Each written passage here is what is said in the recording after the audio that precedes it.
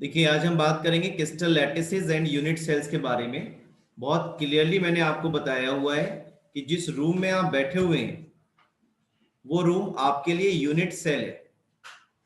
यानी कि इस तरह की जब कई सारे रूम्स एडजॉइनिंग रूम्स होंगे तो आपका कंप्लीट हाउस बन जाएगा and that house is called crystal lattice.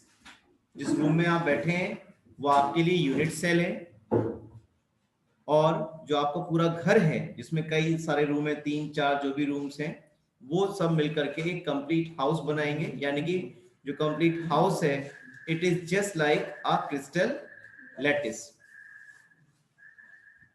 Crystal lattice की कुछ करेक्टरिस्टिक्स हैं, स्पेस लैटिस की कुछ करेक्टरिस्टिक्स हैं, उनके बारे में हम बात करते हैं। देखिए, each point in a lattice is called lattice site और लैटिस पॉइंट। जिस तरह से आपको लैटिस ए में दिखाई पड़ रहा है, ये जितने भी आपके पास डॉट्स इन्होंने शो की हुई है ये लैटिस साइट लैटिस पॉइंट को बता रहा है। और ये लैटिस पॉइंट जो है एक कॉन्स्टिट्यूएंट पार्टिकल की पोजीशन 3 डायमेंशनल स्पेस में क्रिस्टल लैटिस के अंदर डिपिक्ट कर रहा है। अब ये कांस्टेंट पार्टिकल एटम भी हो सकता है, मॉलिक्यूल भी हो सकता है, आयन भी हो सकता है। और अगर आप इन लैटिस साइड्स को लैटिस पॉइंट्स को एक स्ट्रेट लाइन से मीट करा देंगे तो आपको एक रेगुलर ज्योमेट्री जो है वो मिल जाती है।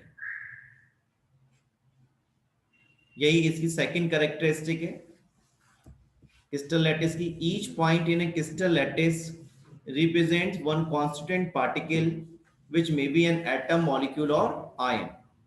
And the third characteristic of crystal lattice is lattice points are joined by straight lines to bring out the geometry of lattice। यानी कि जब आप इन लैटिस साइड्स को लैटिस पॉइंट्स को मीट करा देंगे तो आपको एक डेफिनेट ज्योमेट्री मिलेगी and that geometry is called geometry of the lattice. Now we talk about the unit cells. ये जो फिगर आपको 1.9 इन्होंने शो की है इसमें आप क्लियरली समझ पा रहे हैं कि यूनिट सेल वो स्मॉलेस्ट स्ट्रक्चर यूनिट है which on repeating over and over again forms a complete space lattice or forms a complete crystal lattice।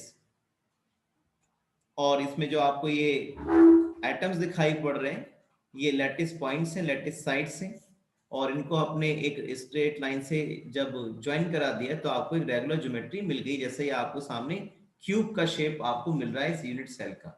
हमारे सिलेबस में मेनली क्यूबिकल यूनिट सेल्स ही हैं, और दूसरी यूनिट सेल का भी जिक्र यहाँ पर हमें किया है इन्होंने, उसको भी हम समझेंगे। तो यूनिट सेल भी कुछ पैरामीटर्स के द्वारा करेक्टराइज की जाती है, और वो पैरामीटर्स क्या क्या हैं देखिए। इन पैरामीटर्स के बारे में बात करें तो इन टोटल 6 पैरामीटर्स हैं, और जो फर्स्ट कैरेक्टरिस्टिक है यूनिट सेल की, it's dimensions along the 3 axes A B and C. जैसा आप देख रहे हैं ये ए, ये बी और ये सी। जिस रूम में आप बैठे हुए हैं यानी कि जिस यूनिट सेल के अंदर आप बैठे हुए हैं उसकी कुछ विड्थ होगी, उसकी कुछ हाइट होगी और उसकी कुछ लेंथ होगी। तो ये तीनों एजेस वही हैं। एक हाइट बता रहा है, height of the unit cell, एक लेंथ बता रहा है, और एक जो है वो विड्थ बता रहा है। तो 3 एजेस हैं ए बी सी, कैसे भी आप इसको मान सकते हो, और इनके बीच के जो एंगल्स हैं वो पर्टिकुलर सी रहेंगे। पर्टिकुलर एंगल्स ही हम उनको बोलते हैं। जैसे आप देख सकते हो ए और बी के बीच में, जो ए और सी के बीच में जो बॉन्ड एंगल होगा दैट इज कॉल्ड बीटा। सी और बी के बीच में जो बॉन्ड एंगल होगा दैट इज अल्फा, और ए और बी के बीच में जो बॉन्ड एंगल होगा दैट इज गामा। इसको आप ऐसे याद रख सकते हैं कि ए और सी के बीच में क्या मिसिंग है, बी मिसिंग है। ए बी सी में से क्या मिसिंग है, बी मिसिंग है। तो ए और सी के बीच में जो बॉन्ड एंगल होगा दैट विल बी बीटा। ए और देखिए सी और बी के बीच में क्या मिसिंग है, ए, तो ए से क्या बना लोगे आप, अल्फा। और बाकी आपको इतने समझदार तो आप कहीं कि बचा हुआ जो ए और बी के बीच में होगा वो क्या होगा, गामा होगा। दैट मींस जो एक यूनिट सेल है that is characterised by 6 parameters. 3 parameters are the edges and 3 parameters are the bond angles between these edges. So first characteristic है its dimensions along the 3 edges ABC These edges may or may not be perpendicular. Angles between the edges alpha between B and C, beta between A and C, and gamma between A and B. Thus, a unit cell is characterized by total 6 parameters A, B, C, alpha, beta, and gamma. Now we talk about the types of unit cells. Types of unit cells की अगर हम बात करें तो मैं आपको detail में देखिए सभी यूनिट सेल के बारे में बता देता हूं जल्दी से। फर्स्ट है हमारे पास प्रिमिटिव यूनिट सेल। तो प्रिमिटिव यूनिट सेल में जो एटम्स हैं they are present only at the at corners. मैं यहाँ पर जो टाइप ऑफ यूनिट सेल है वो क्यूबिक यूनिट सेल लेकर के चल रहा हूँ, राइट। ये क्यूबिक यूनिट सेल हमारे सामने है। This is cubic unit cell.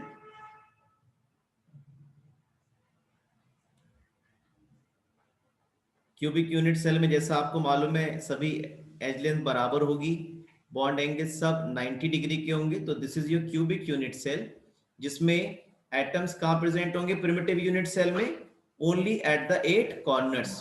तो देखिए ये आपके पास 8 कॉर्नर्स है, 1 atom, second, third, fourth, fifth, sixth, seventh and eight. तो ये आपके पास सिंपल क्यूबिक यूनिट सेल है, या इसी को आप प्रिमिटिव यूनिट सेल भी बोल देते हो, जिसमें atoms are present only at the corners only. एक दूसरा टाइप की यूनिट सेल्स हैं जिनको हम बोलते हैं सेंटर्ड यूनिट सेल्स, या इनको हम नॉन प्रिमिटिव यूनिट सेल्स भी बोल देते हैं। जो नॉन प्रिमिटिव यूनिट सेल्स हैं वो 3 तरह की आप पढ़ सकते हैं। पहला हम बात करेंगे face centred cubic unit cell की। तो face centred cubic unit cell में 8 atoms are present at the 8 corners, जैसा कि आपको यहाँ सिंपल क्यूबिक यूनिट सेल में दिखाई पड़ रहे हैं। और जिस रूम में आप बैठे हुए हैं, जिस यूनिट सेल में आप बैठे हुए हैं, उसकी 6 फेजेस हैं।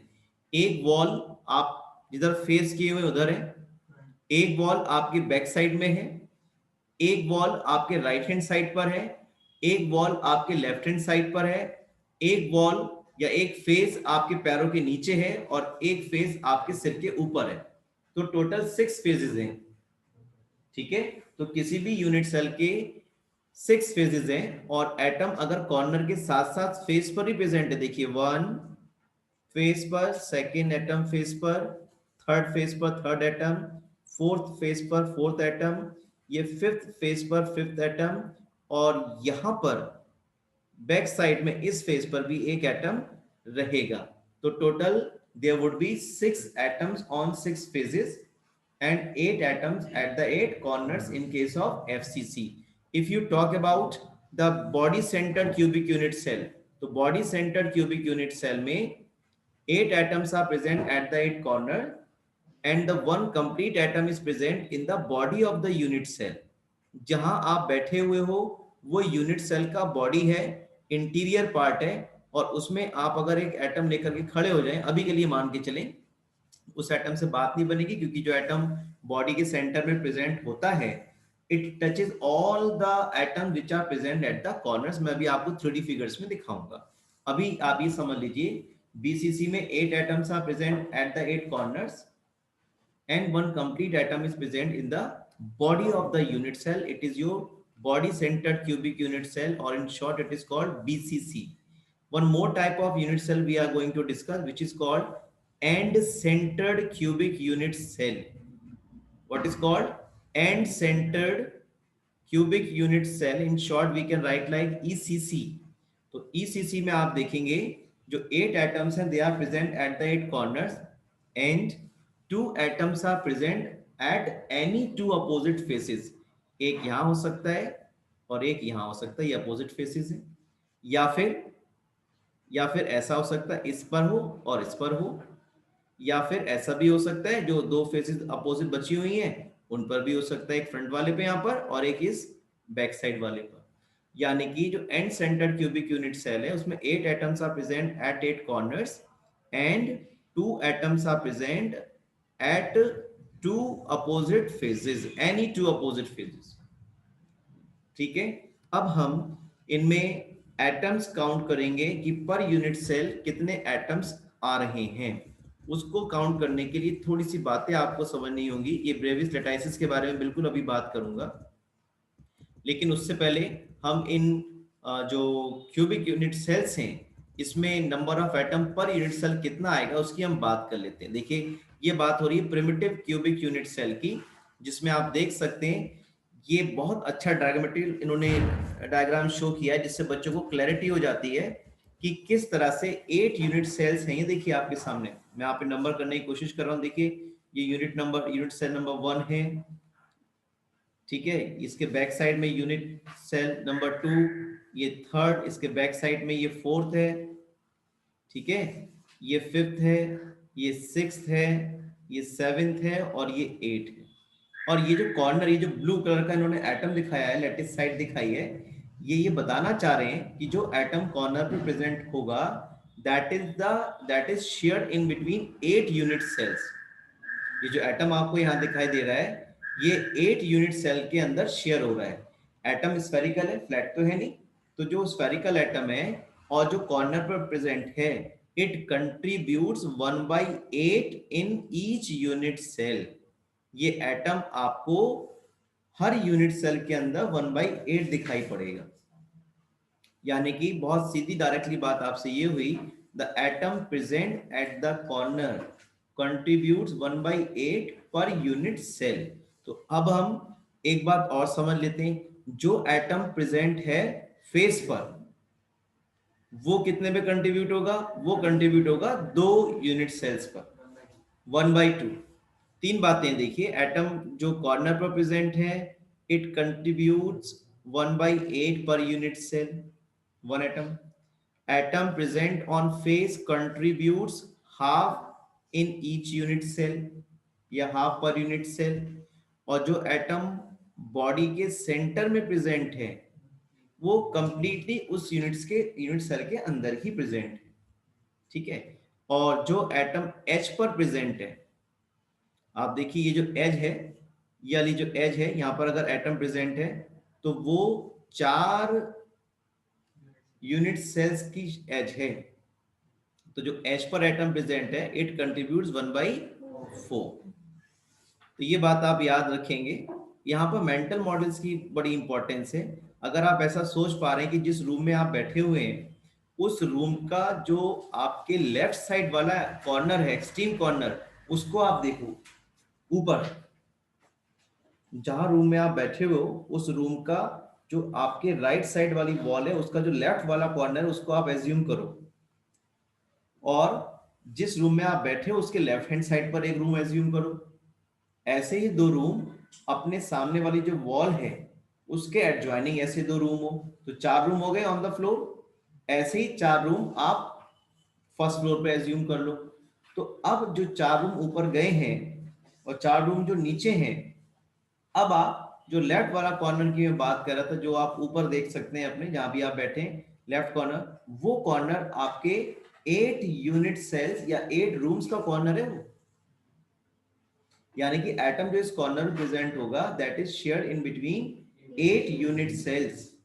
और जो एटम कॉर्नर पर प्रेजेंट होता है वो कितना कंट्रीब्यूट करेगा, 1/8। इसी तरह से जो आपके सामने वाली वॉल है जिसे आप फेस बोल रहे हो एक, उस पर अगर एटम है तो जाहिर सी बात है ये जो फेस आपके सामने वाली वॉल है वो 2 रूम्स की वॉल है।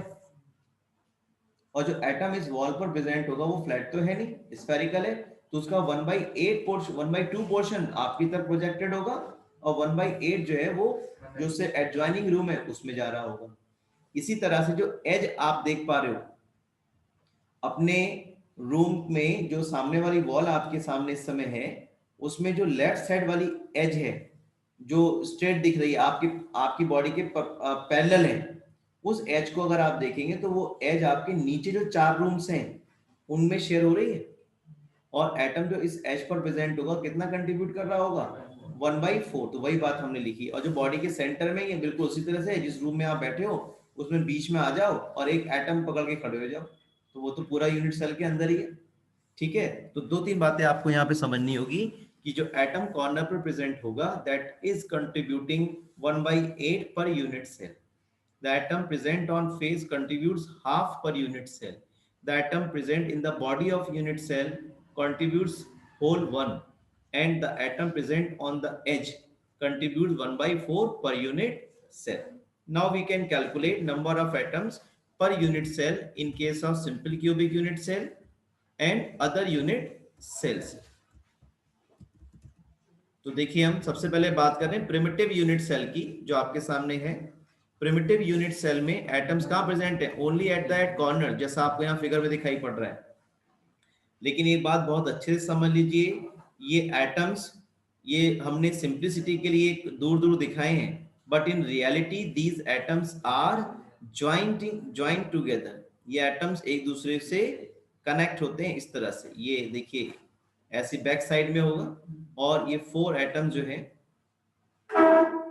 ये इस तरह से क्यूब में प्रेजेंट है और ये 8 एटम जो है ये एक दूसरे को टच कर रहे हैं। जैसे कहने का मतलब ये है, आप ऐसा समझ सकते हैं सिंप्लिसिटी के लिए, जैसे मान लीजिए ये एज लेंथ है तो एक एटम तो प्रेजेंट है आपके इस तरह से एक एज पर, और दूसरा एटम इस तरह से प्रेजेंट है कि ये दोनों एक दूसरे को टच कर रहे हैं। इसका मतलब हम ऐसा बता सकते हैं कि इसकी जो रेडियस है r और इसकी जो रेडियस है r, उन दोनों का सम, ये जो क्यूबिक यूनिट सेल है उसकी एज लेंथ के इक्वल होगा, स्मॉल ए के इक्वल होगा, यानी कि a is equal to r plus r यहाँ पर रहता है। इसी तरह से जो फेस पर एटम प्रेजेंट होता है वो भी जो एटम्स कॉर्नर पर प्रेजेंट होते हैं उनको टच कर रहा होता है। जैसे मान लीजिए फेस पर एटम ये प्रेजेंट है, तो जो कॉर्नर पे एटम्स हैं उन दोनों को ये टच कर रहा होगा। इनके साइज पे मत जाइएगा, भावनाओं पे जाइए, शेप पे मत जाइएगा, साइज पे मत जाइएगा। ये ध्यान रखें जो एटम फेस पर प्रेजेंट है it touches both the atoms which are present at the corners. ऐसे यहाँ भी कॉर्नर्स पे एटम्स होंगे, वो भी इसको टच कर रहे होंगे। तो जो फेस पर एटम है होता है face centred cubic unit cell में, वो जितने भी एटम्स होते हैं कॉर्नर पे उन सबको टच कर रहा होता है। और ये जो 2 एटम दिख रहे हैं ये वाले ये भी आपस में टच कर रहे होंगे, राइट। और जो बॉडी के सेंटर में एटम होता है वो 8 एटम जो कॉर्नर से प्रेजेंट है उन सबको टच कर रहा होता है। आगे की फिगर्स में हम देख पाएंगे। तो सिंप्लिसिटी के लिए यहाँ पर जो हमने कहा कि atoms are present only at the 8 corners, तो कैसे देखिए 8 एटम्स हैं इंटू 1/8, कितने एटम हो गए पर यूनिट सेल? 1 एटम। इसी तरह से अगर आप बॉडी सेंटर्ड में जाएंगे तो 8 atoms are present at the 8 corners, वो कितना कंट्रीब्यूट करेंगे? होल 1। और एक कंप्लीट एटम बॉडी के सेंटर में प्रेजेंट है तो कितना हो गया? 2 एटम्स पर यूनिट सेल आ गए बीसीसी में। एफसीसी में 8 atoms are present at the 8 corners, complete 1 atom हो गया। And 6 faces are there and 6 atom जो प्रेजेंट है फेस पर वो हाफ कंट्रीब्यूट करेंगे पर यूनिट सेल। तो 6 मल्टीप्लाई हाफ कितना आ गया? 3 atoms per unit cell face पर जो एटम्स हैं उनकी वजह से हो गए। यानी कि in totality number of atom कितने हो जाएंगे एफसीसी में? 4। एंड सेंटर्ड में बताएंगे आप, एंड सेंटर्ड में एटम्स कितने होंगे पर यूनिट सेल?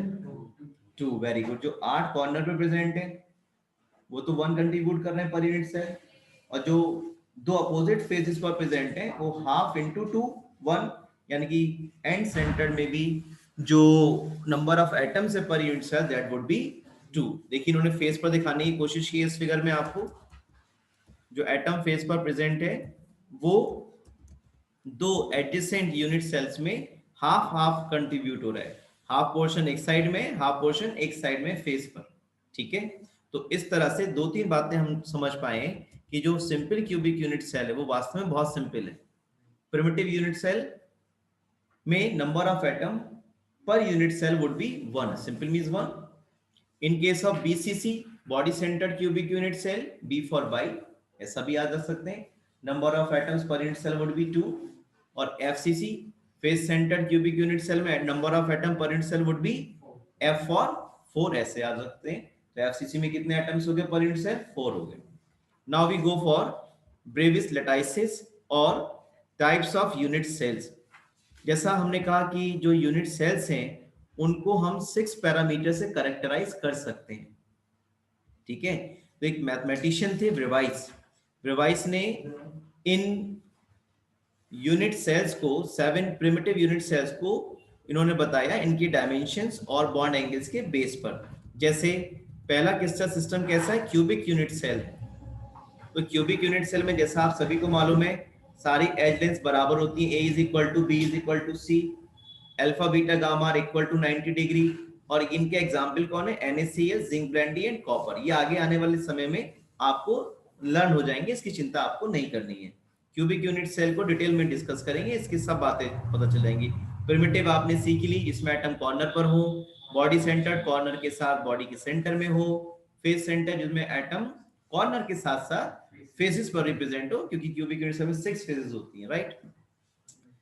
इसके बाद क्यूबिक के बाद आप याद करते हैं ट्राइक्लिनिक, ये बिल्कुल अपोजिट है, ये क्यूबिक का बिल्कुल अपोजिट है। A is not equal to B, B is not equal to C, alpha is not equal to beta, beta is not equal to gamma.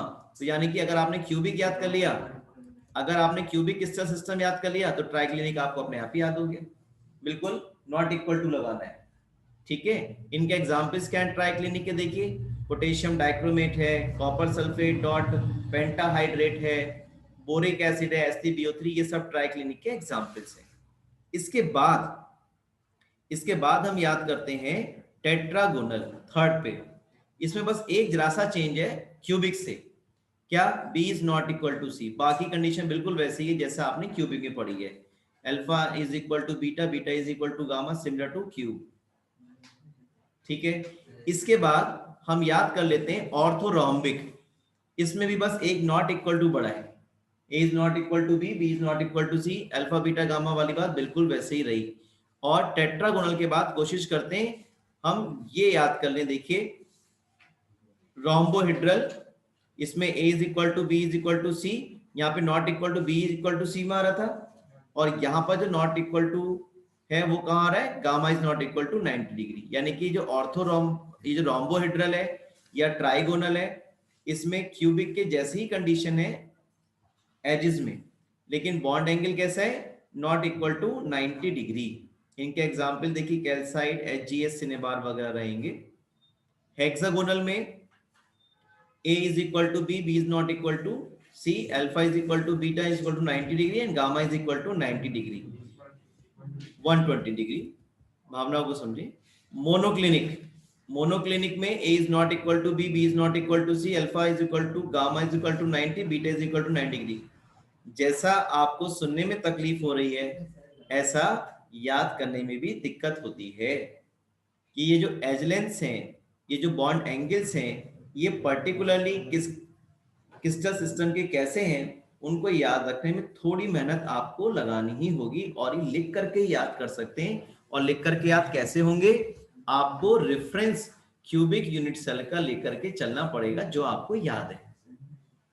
Cubic याद हो गया, ट्राइक्लिनिक आपको याद हो गया, कोई दिक्कत नहीं है। थर्ड कंडीशन पे कौन सा याद करेंगे, टेट्रागोनल, बहुत इजी है। A is equal to B, B is not equal to C, एक नॉट इक्वल टू आएगा। उसके बाद रोम्बोहेड्रल याद कर लें, इसमें जो नॉट इक्वल टू है वो भी एक ही है, लेकिन वो A B equal to C, not equal to C के बजाय कहाँ गया, not equal to 90 degree gamma के बाद। ये क्यूबिक की जो कंडीशन है, एक बार नॉट इक्वल टू आया एंगल्स में, एक्सियल एंगल्स में, इन केस ऑफ रोम्बोहेड्रल एक नॉट इक्वल टू आया टेट्रागोनल में, एक्सियल डिस्टेंस और एज लेंस के बीच में। थर्ड आप याद कर लेते हैं ऑर्थोरोम्बिक। फोर्थ ऑर्थोरोम्बिक में क्या है, वैसे ऑर्थोरोम्बिक टेट्रागोनल के बाद भी आप याद कर सकते हो, बस एक नॉट इक्वल टू बढ़ाना है, A is not equal to B। ये कंडीशन यहाँ भी सेम है, यहाँ भी सेम है, यहाँ भी सेम है, कोई दिक्कत तो नहीं है। दिक्कत होगी जब तक सीक्वेंस में याद नहीं करेंगे, दिक्कत होगी, बार बार लिख कर ही करेंगे। और ज्यादा दिक्कत हो रही है तो A4 साइज पेपर पे लिख करके अपने रूम में पेस्ट कर लें, कभी भूलेंगे नहीं। जहां तक बात है इनके एग्जाम्पल्स की, देखिए ये एग्जाम्पल्स काफी हद तक आपको याद हो जाते हैं, और बोर्ड में आपको जो है इस तरह के क्वेश्चंस कम ही पूछे गए हैं कि एज लेंथ के बेस पर, एक्सियल एंगल्स के बेस पर क्रिस्टल सिस्टम की कैरेक्टरिस्टिक्स कम ही पूछी गई हैं, लेकिन नहीं पूछी जाएंगी इसकी कोई गारंटी नहीं है, पूछी जा सकती है, सिलेबस का पार्ट है। अब मैं याद दिलाता हूं आपको ये चीजें याद कैसे हैं। जैसे हेक्सागोनल सिस्टम है, हेक्सागोनल का एग्जांपल क्या आ जाएगा, ग्रेफाइट। ये आपने पढ़ा हुआ है ग्रेफाइट का स्ट्रक्चर। ग्रेफाइट के स्ट्रक्चर में हेक्सागन्स होती हैं जो एक दूसरे के ऊपर स्लिप हो सकती हैं due to the weak van der Waals force of attraction. तो ये आपको याद हो गया, हेक्सागोनल का एग्जांपल क्या हो गया, ग्रेफाइट हो गया। क्यूबिक का मैं आपको याद करा दूंगा, अभी आगे 3-4 क्रिस्टल सिस्टम पढ़ेंगे, आयनिक क्रिस्टल्स के बारे में पढ़ेंगे, बिल्कुल आसानी से क्यूबिक का आपको याद हो जाएगा।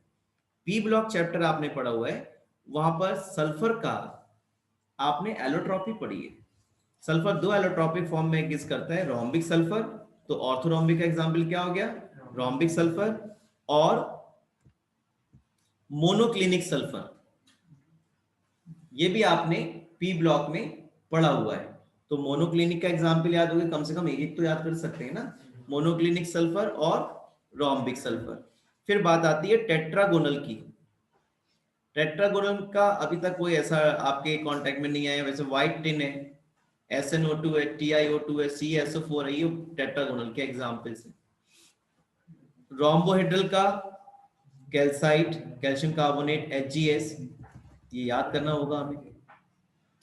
ट्राइक्लिनिक का बोरिक एसिड आपने पढ़ा हुआ है क्लास 11th में, इसने आपको काफी बोर किया था, तो ये बोरिक एसिड है, और इसमें भी आपको अगर ध्यान हो वीक हाइड्रोजन बॉन्डिंग रहती है, जिसकी वजह से बोरिक एसिड भी स्लिपरी नेचर का होता है, और जब आप बोर होते हो तो इसे कैरम पे स्प्रेड करके आप खेलते हो, इसीलिए इसका नाम बोरिक एसिड रख दिया, ऐसा नहीं है। हाँ, ऐसा नहीं है कि आप बोर हो रहे हैं तो आपने बोरिक एसिड स्प्रेड किया और खेलना शुरू कर दिया, भाई इसका नाम बोरिक एसिड हो गया। तो ये कैरम बोर्ड पर इसलिए आप इसको स्प्रेड करते हो because it is slippery in nature, right. Question आपका अभी समझाने के बाद वो ये कि सीक्वेंस में याद करें, फिर समझें। क्यूबिक में कोई दिक्कत नहीं है, टेट्रागोनल में यहाँ पर बस एक नॉट इक्वल टू हो गया है, ऑर्थोरोम्बिक में एक और नॉट इक्वल टू बढ़ गया है, ठीक है। ट्राइक्लिनिक आपको पहले से याद हो गया क्योंकि बिल्कुल अपोजिट है वो क्यूबिक का। अब दो में तो मेहनत करोगे यार, हेक्सागोनल में भी, रोम्बोहेड्रल में भी मेहनत करनी पड़ेगी, और इस मोनोक्लिनिक में भी थोड़ी सी मेहनत करनी पड़ेगी। चार मैंने याद करा दिए, तीन तुम याद कर लेना। क्यों? तीन तो हमने आपको बता दिए, चार क्यूबिक याद कर लिया, टेट्रागोनल में पहले में b is not equal to, orthorhombic में a is not equal to b is not equal to c, ये तीनों कंडीशन सेम है। ट्राइक्लिनिक आपको वैसे याद हो गया क्योंकि वो क्यूबिक का बिल्कुल अपोजिट है। अब तीन बचे, तीन में थोड़ी सी मेहनत तो आपको करनी पड़ेगी लर्न करने के लिए। हालांकि ये फिगर्स वगैरह भी दी हुई हैं, लेकिन बच्चों को ना तो ड्रॉ कराते हैं और ना ही आप उसको बिल्कुल परफेक्ट एंगल के साथ वहां बैठ के ड्रॉ कर पाते हैं। लेकिन एग्जाम्पल से क्वेश्चन जब भी पेपर को टफ बनाना होगा, कीप इन माइंड, जब भी पेपर को टफ बनाना होगा तो एग्जामिनर ऐसे ही बोलेगा, white tin is an example of crystal system. What is the type of crystal system in white tin? अब जिसने ये टेबल लर्न की है वो आंसर कर पाएगा, लेकिन प्रीवियस ईयर्स में देखा गया है इस टेबल से क्वेश्चंस बहुत कम पूछे गए हैं, ना के बराबर पूछे गए हैं। एग्जामिनर भी समझता है इस बात को कि ये जो क्रैमिंग वाला डाटा है इसमें बच्चों को परेशानी हो सकती है, लेकिन एग्जाम्पल्स में होगी, इसके लिए थोड़ा सा आप एक्सक्यूज नहीं ले सकते। हेक्सागन आपको मालूम है, ग्रेफाइट, आपने रोम्बिक सल्फर पढ़ा हुआ है, मोनोक्लिनिक सल्फर आपने पढ़ा हुआ है। 4 नंबर की यूनिट है, प्रीवियस ईयर्स में जो देखा गया है 4 नंबर की यूनिट है, और शुरू के 4 चैप्टर्स में न्यूमेरिकल्स आपके पास है। तो पेपर को आसान बनाने के लिए 3 नंबर या 2 नंबर का न्यूमेरिकल इसमें से पूछ ही लिया जाता है, और इसका जो बाकी प्रॉपर्टीज है, मैग्नेटिक है, इलेक्ट्रिक प्रॉपर्टीज हैं, और जो डिफेक्ट्स हैं, बहुत इंपॉर्टेंट टॉपिक्स हैं। तो जनरली एग्जामिनर का जो इंटरेस्ट है वो उस पोर्शन में से पूछने का रहता है।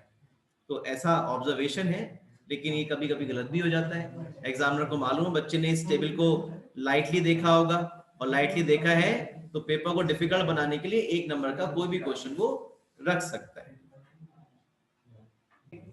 जनरली जो ये येलो बार में चीजें दी होती है ना, जैसा आपके सामने ये जो क्रिस्टल सिस्टम्स हैं, रिवाइज लैटिसेस हैं, ये येलो बार में दी गई हैं, और हमारी एनसीईआरटी में स्टार्टिंग में लिखा हुआ है the contents given in the yellow bar are for the additional information related to the topic, but that would be the non evaluative part, ऐसा लिखा हुआ है।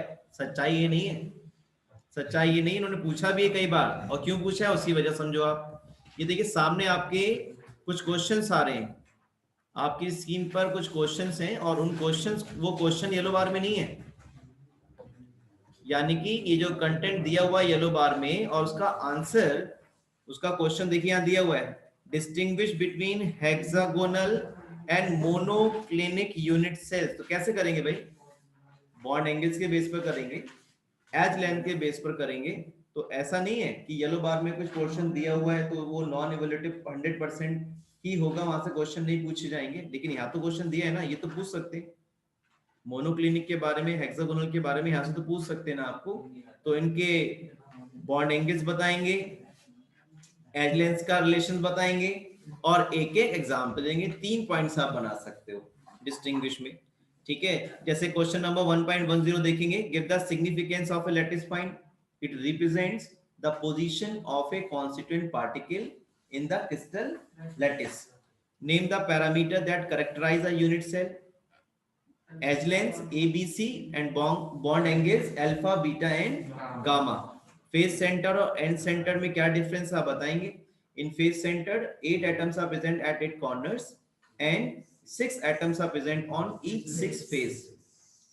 एंड सेंटर पे atoms are present at 8 corners, all the 8 corners, and 2 atoms are present at any 2 opposite faces। Number of atoms per unit cell would be 4। Number of atoms per unit cell in end center unit cell would be 2।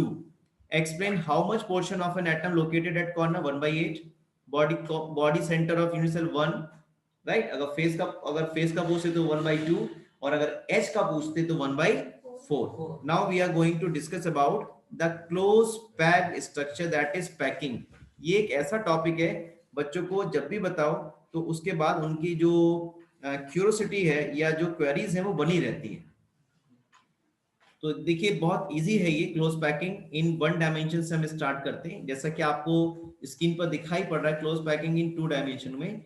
इसमें packing इस तरह से करनी है, मान लीजिए आपके पास कुछ बॉल्स दे दिए, ये पैकिंग आप इस तरह से समझ सकते हैं। आपको कुछ बॉल्स दे दिए सेम साइज की और उनको जितना क्लोजली आप पैक कर सकते हो वो आपको पैकिंग करनी है। तो पहले देखिए पैकिंग इन 1 डायमेंशन में आप देख सकते हो हर एटम के कांटेक्ट में 2 डिफरेंट एटम्स है। जैसे इस एटम की अगर हम बात करें तो 2 एटम इसको टच कर रहे हैं, इस एटम की हम बात करें तो इसके कांटेक्ट में 2 डिफरेंट एटम्स हैं। तो क्लोज पैकिंग इन 1 डायमेंशन में atoms are arranged in such a way that coordination number of each atom becomes 2। Coordination number का मतलब है number of atom touching a particular atom. जैसे इस एटम की हम बात कर रहे हैं तो इसको कितने एटम टच कर रहे हैं, 1 2। इस एटम की हम बात करें तो कितने एटम टच कर रहे हैं, 1 और 2। अब आप कहेंगे सर ये जो लास्ट एटम है इसको तो एक ही एटम टच कर रहा है, इसका कोऑर्डिनेशन नंबर 2 कैसे हो गया। तो इसकी चिंता ना करें, जब सॉलिड की पैकिंग हो रही है तो मिलियंस ऑफ एटम जो है वो पैकिंग में जा रहे हैं। तो इसका कोई सिग्निफिकेंस नहीं है 1 डायमेंशन में कि आप कहीं से लास्ट वाले कॉर्नर का जो कोऑर्डिनेशन नंबर है वो तो 1 रह गया।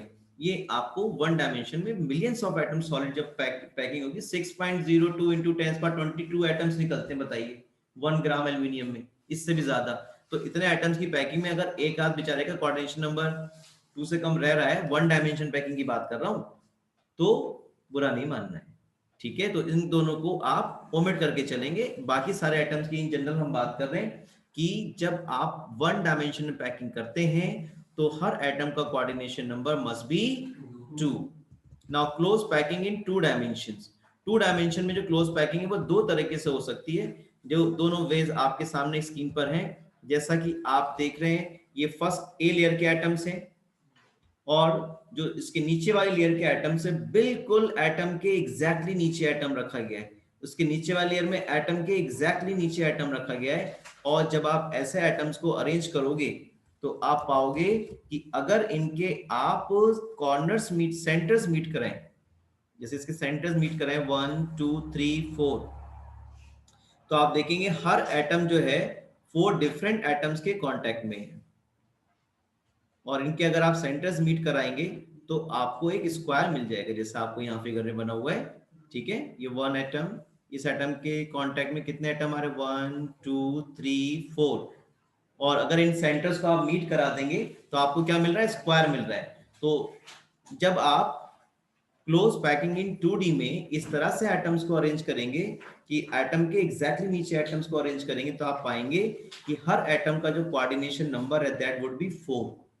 हर एटम दूसरे 4 कार्बन एटम दूसरे एटम्स के कांटेक्ट में आ रहा होगा और कोऑर्डिनेशन नंबर कितना हो जाएगा, 4। अब क्योंकि इनके सेंटर्स मीट कराने पर स्क्वायर मिल रहा है तो सिंपलिसिटी के लिए इसको हमने स्क्वायर क्लोज पैकिंग बोल दिया इन 2 डायमेंशन। यानी कि स्क्वायर क्लोज पैकिंग इन 2 डायमेंशन में हर एटम का कोऑर्डिनेशन नंबर कितना हो जाएगा, 4। 2D का एक और तरीका हो सकता है, एटम के एग्जैक्टली नीचे एटम ना रख करके, एटम के एग्जैक्टली नीचे एटम ना रख करके, ये जो फर्स्ट लेयर में डिप्रेशंस बन रही, खाली स्पेस, ये व्हाइट व्हाइट पोर्शन दिख रहा है, खाली स्पेस जो बना है, उसमें सेकंड लेयर के एटम्स को फिट करते हुए रखना है। यानी ये जो गैप है इसमें नेक्स्ट लेयर के एटम को रखना है। ऐसी नेक्स्ट लेयर में भी एटम के जो बीच में गैप है, ये देख रहे हैं आप, इसके नीचे एटम रखना है, इसके नीचे एटम रखना है। जब आप ऐसा करेंगे तो आप ऑटोमेटिकली पाएंगे कि हर एटम के कांटेक्ट में दूसरे 6 एटम्स आ रहे हैं, और इस तरह से इनके सेंटर्स जब आप मीट करेंगे तो आपको एक हेक्सागन मिल जाएगा। और सिंपलिसिटी के लिए इसलिए इस पैकिंग को हमने हेक्सागोनल क्लोज पैकिंग इन 2D बोल दिया, जिसमें हर एटम का कोऑर्डिनेशन नंबर 6 आएगा। अब हम 3D की तरफ चल रहे हैं, बहुत ध्यान से समझिए। 3D में हम जब चलेंगे तो दो तरीके से चल सकते हैं। एक तो हम स्क्वायर क्लोज पैकिंग से आगे चलें। स्क्वायर क्लोज पैकिंग में क्या होगा, एटम के ऊपर एग्जैक्टली ये तो ए लेयर के एटम्स हो गए, अब हमने क्या किया, इसके ऊपर बी लेयर के एटम्स को रखना शुरू किया। बिल्कुल एटम के एग्जैक्टली ऊपर एटम, बिल्कुल एटम के एग्जैक्टली ऊपर एटम। तो आप ये डिस्टिंग्विश नहीं कर पाएंगे कि लेयर एक है या दो है, आपको केवल एक ही लेयर दिखाई पड़ेगी, कुछ इस तरह से।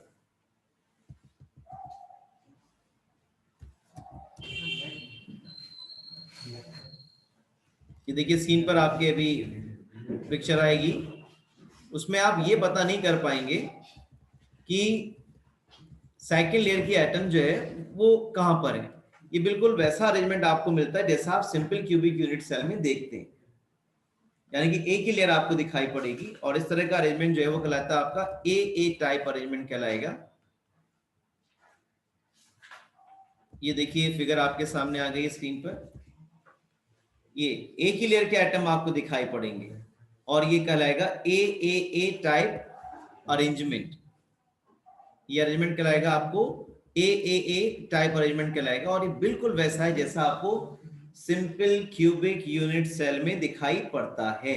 ये कब मिलेगा हमें, जब हम स्क्वायर क्लोज पैकिंग इन 2D से आगे की पैकिंग करेंगे। एटम के ऊपर एग्जैक्टली ऊपर एटम्स को हम रखेंगे तो हमें एक ही लेयर के एटम्स मिलेंगे, और ये बिल्कुल उस तरह से रहेगा जैसा आपको प्रिमिटिव यूनिट सेल में या सिंपल क्यूबिक यूनिट सेल में मिलता है। अब हम बात करते हैं 3D, जब हम बात करेंगे हेक्सागोनल क्लोज पैकिंग इन 2D से आगे। जब आप हेक्सागोनल क्लोज पैकिंग इन 2D से आगे चलेंगे तो देखिए यहां पर जो नीचे लाइट पिंक वाले एटम्स हैं वो मान लीजिए लेयर ए के हैं, लाइट पिंक वाले एटम लेयर ए के हैं, या ऐसा उल्टा कर लेते हैं, जो डार्क रेड वाले एटम्स हमारे पास हैं उनको हमने लेयर ए मार्क कर दिया, ठीक है। और यहां पर जो एटम्स हैं लेयर ए के, उनके बीच में जो ये खाली स्पेस बन रहा है, देखिए ये जिसपे ये टी लिखा हुआ है, ये खाली स्पेस है। यहाँ पर इस खाली स्पेस में बी लेयर के एटम्स को हमने रख दिया कवर करते हुए। इस बार एटम के ऊपर एटम नहीं रखा है, जो फर्स्ट लेयर के एटम के बीच में डिप्रेशंस हैं, खाली स्पेसेस हैं, उनको कवर करते हुए बी लेयर के एटम्स को हमने इस पे रख दिया। ऐसा करने पर हमें दो तरह के व्हाइट्स मिलेंगे। एक व्हाइट वो मिलेगा जो हमें 4 एटम्स के कंट्रीब्यूशन से बनेगा, that is called tetrahedral white. Actual में ये व्हाइट का शेप टेट्राहेड्रल नहीं है, लेकिन इस व्हाइट के चारों तरफ जो एटम्स का अरेंजमेंट है दैट इज टेट्राहेड्रल, जैसा आपने पढ़ा है। इसी तरह से दूसरे तरह का व्हाइट मिल रहा है which is called octahedral white, क्योंकि ये 6 एटम के कंट्रीब्यूशन से बना है। जरा देखें, ये 6 एटम के कंट्रीब्यूशन से बना है, 3 आपके लाइट पिंक वाले और 3 आपके डार्क रेड वाले। लास्ट बात कर लेते हैं, अगर थर्ड लेयर के एटम को आपने इस टेट्राहेड्रल व्हाइट के ऊपर रखा तो आपको ए बी अरेंजमेंट मिलेगा, और अगर रखा आपने ऑक्टाहेड्रल व्हाइट के ऊपर तो आपको 3 लेयर